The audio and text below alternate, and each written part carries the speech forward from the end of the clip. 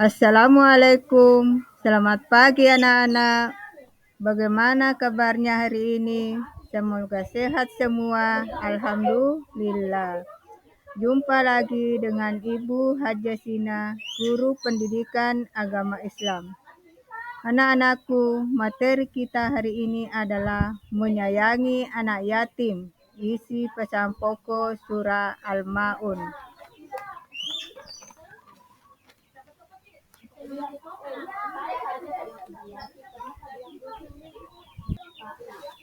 Baiklah anak-anak, sebelum kita belajar, mari kita bersama-sama membaca doa. Doa belajar dimulai. Bismillahirrahmanirrahim. Raditu billahi rabba wa bil islami dina wa bi muhammadin nabiyya wa rasula. Rabbi sidani ilman warsukani fahman. Artinya, aku ridha Allah sebagai Tuhanku dengan Islam sebagai agama dan Nabi Muhammad SAW sebagai Nabi dan Rasul. Ya Tuhan, tambahkanlah ilmu padaku dan berilah aku pemahaman. Nah anak-anak, Ibu akan membacakan tujuan pembelajaran materi kita pada hari ini. Yang pertama, peserta didik dapat memahami isi kandungan atau pesan surah Al-Ma'un dengan benar. Kedua, peserta didik dapat memahami hadis tentang menyayangi anak yatim dengan benar. Tiga, peserta didik terbiasa untuk saling menyayangi dan membantu anak yatim.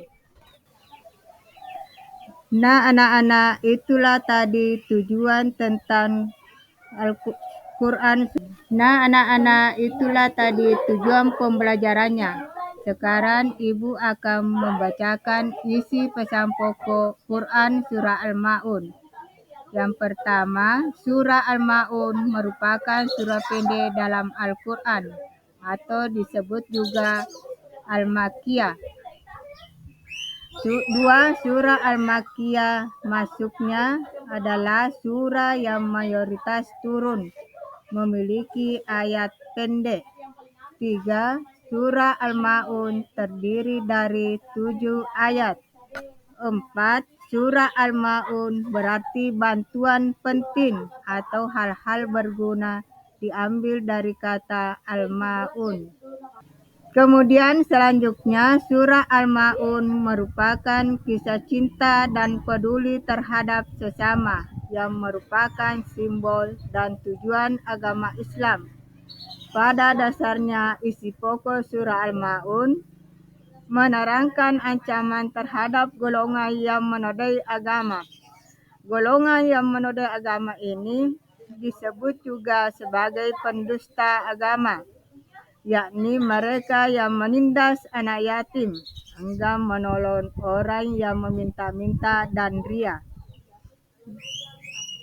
Selanjutnya, dalam Quran surah Al-Ma'un itu, Allah menjelaskan ciri-ciri orang pendusta agama.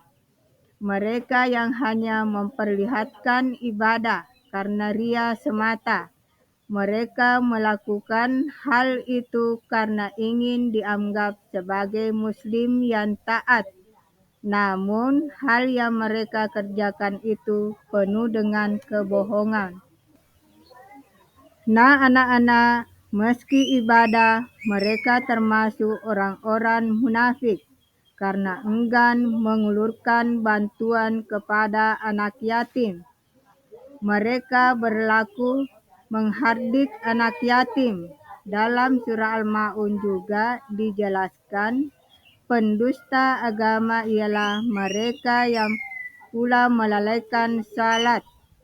Jadi mereka sibuk dengan hal-hal keduniaan sementara. Mereka lalai kewajiban. Dalam hal ini, maka mereka dikatakan sebagai orang yang tidak peduli terhadap dirinya sendiri. Nah anak-anak, Ibu tampilkan hadis tentang anak yatim. Hadisnya yaitu, Ana wa kafilul yatimi fil jannati hakasa wa sara bisababati wal wusta wa farraja bainahuma syai'a. Artinya, saya dan orang yang memelihara anak yatim itu dalam surga seperti ini. Beliau mengisyaratkan dengan jari telunjuk dan jari tengahnya, serta merenggangkan keduanya. Hadis riwayat Imam Bukhari.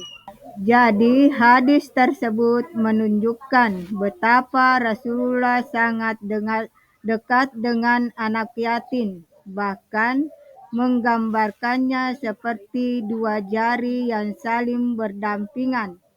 Betapa mulia dan istimewanya orang yang menanggung kebutuhan anak yatim. Nah, anak-anak sebagai anak muslim tentu harus berperilaku terpuji sebagai bukti mengimani pesan Rasulullah. Sekian dan terima kasih. Assalamualaikum warahmatullahi wabarakatuh. Nah, anak-anak, demikianlah Sekian pembelajaran dan hari terima ini kasih. tentang Assalamualaikum isi pesan warahmatullahi pokok Quran surah wabarakatuh. Al-Ma'un dan hadis tentang Sekian anak dan terima yatim. kasih. Assalamualaikum Mudah-mudahan warahmatullahi video pembelajaran ini wabarakatuh. bisa menginspirasi Sekian dan anak-anakku terima semua. kasih. Assalamualaikum Sekian dan terima warahmatullahi kasih. wabarakatuh. Assalamualaikum warahmatullahi Sekian dan wabarakatuh. terima kasih. Assalamualaikum